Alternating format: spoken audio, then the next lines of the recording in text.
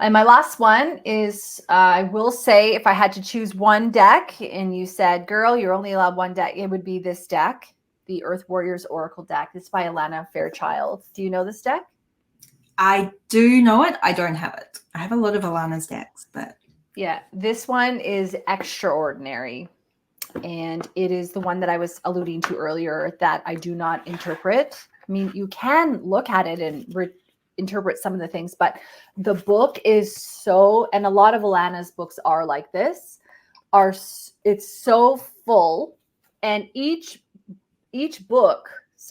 deck has like 2 to 3 pages of content.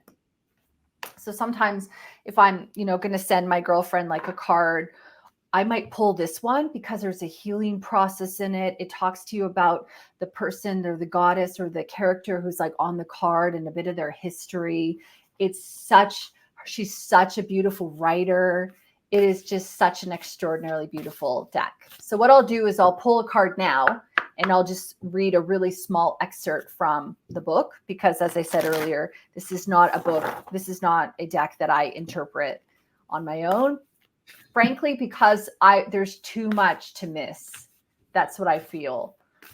Yeah.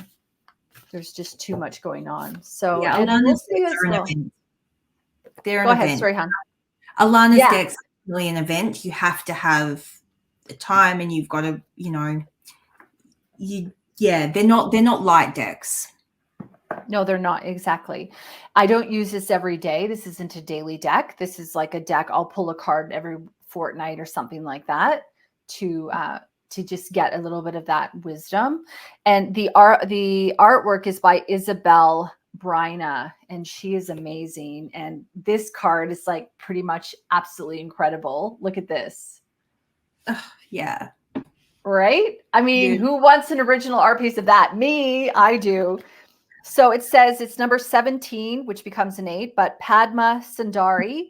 And it said, out of darkness, light is born. And this art, like, look at the complexities of, the heart and the color and the vibrancy. This card is like, wow. Okay. So when I go into the book, like, as I said, I'll just read one little snippet of it because we're not going to sit here for me to read the whole thing. But this is a deck that I highly recommend everyone get. Okay. So it says, out of darkness, the light is born. The light is powerful enough to survive exposure to the darker side of humanity and remain pure, empowered, and effective. Trust in your spiritual purpose as a light in the world. Trust particularly in your ability to bring purity, order, grace, and light to disorder, chaos, and destruction. The divine is ever by your side and ever within your heart, assisting you with this brighter purpose in all ways. And then it talks about this card showing up in a reading. It talks about the spiritual guidance, and then it also does a healing process. Then it has a prayer as well that you do to invoke that healing process. So it's really just such a magical deck. Yeah.